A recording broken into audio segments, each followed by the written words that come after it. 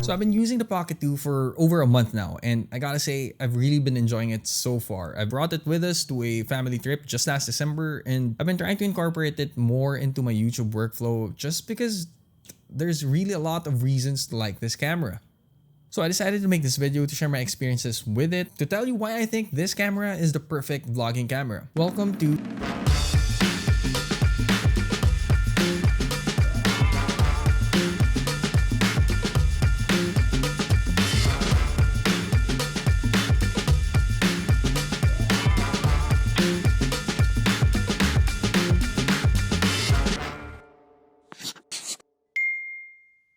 Let's start with the most obvious one, portability. The Pocket 2 is small, lightweight, and it's very easy to carry around. It literally fits in your pocket and it's so easy to squeeze in any of your camera bags, which means you're more than likely to bring this guy everywhere you go. Versus say a mirrorless camera like the Sony a7 III with an external microphone, with a wind foam of course, an external monitor, and maybe throw in a little gimbal there too for extra stabilization. I mean, imagine vlogging with that setup out in public. Who does that, right?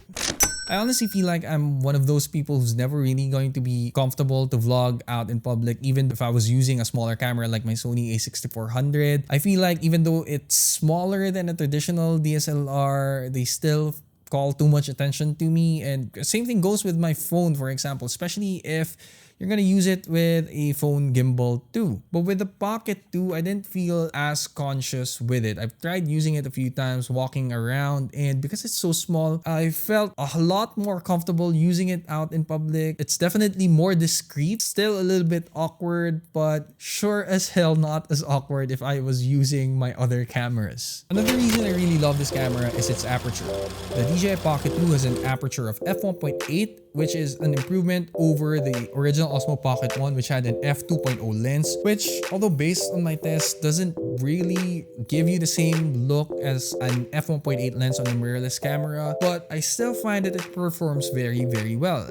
I'm able to get blurry backgrounds for B-rolls or talking heads, which you definitely want in a vlogging camera.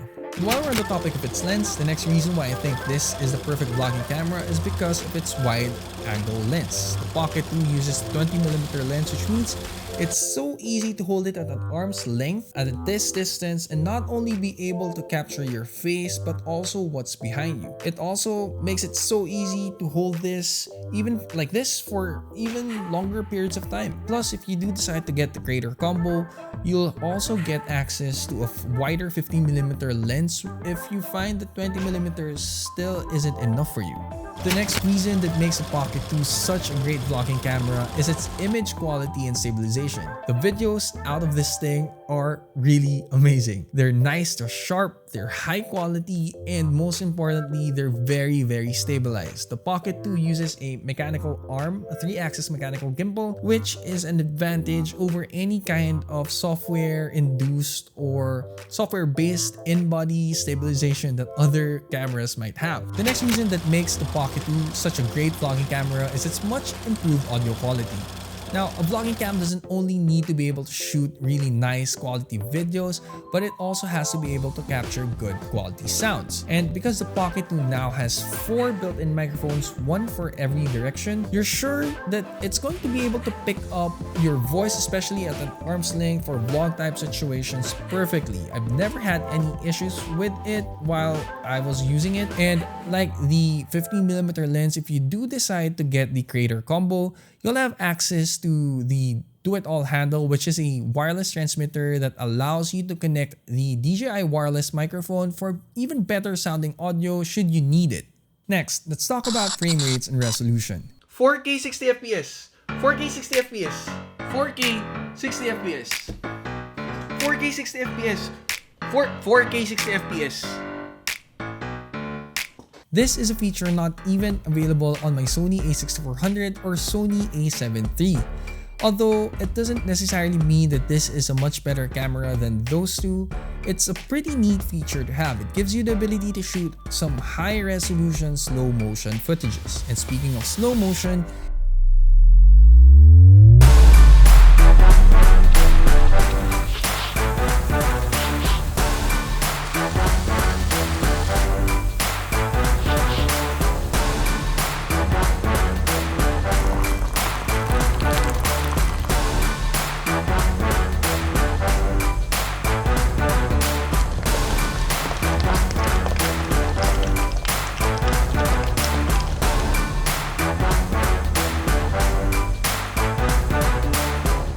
change the resolution and frame rate of the Pocket 2, you click on the lower icon on the screen, and then you'll have access to the different frame rates and resolutions that the Pocket 2 can shoot in.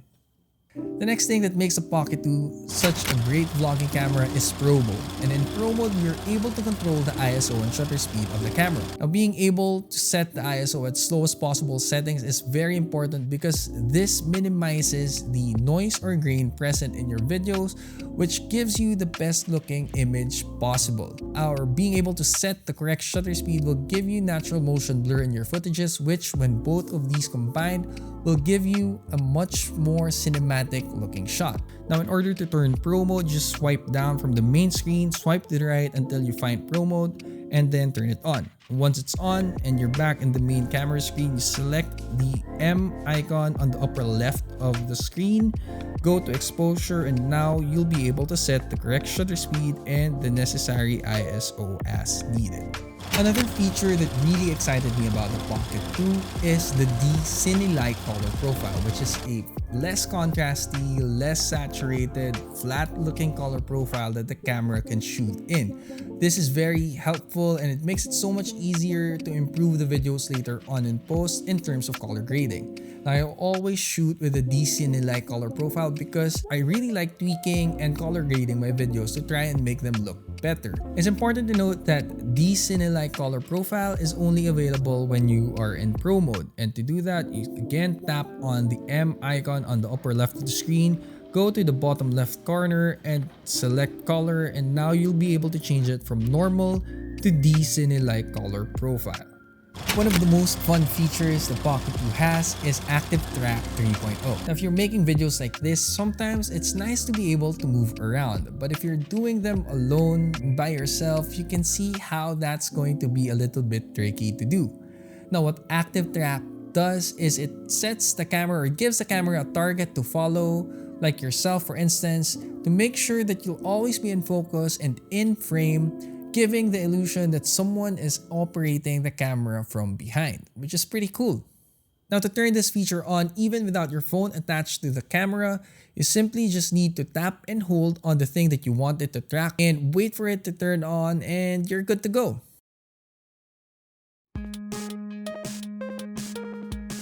The person who said that the best camera isn't the most expensive camera, it's the one you have with you, could have very well been talking about the Pocket 2. Knowing you'll be able to shoot high quality videos and very stabilized videos at a second's notice is enough of a reason to keep the camera on you at all times. It's not technically better than a mirrorless camera in terms of image quality, but it's pretty darn good. It's perfect for those times in between when you're going around, you're walking, you're getting from one place to the other, or for those times when setting up a mirrorless camera with a lot more accessories with it just isn't the logical choice. And like DJI says at their website, it really is magic at your hands. And that's it for this video. I hope you picked up a few things here. If you have any questions about the camera, leave them down in the comment section below and I'll do my best to answer them for you. If you like this video, please don't forget to hit the like button. Consider subscribing if you haven't already. And as always, thanks for watching.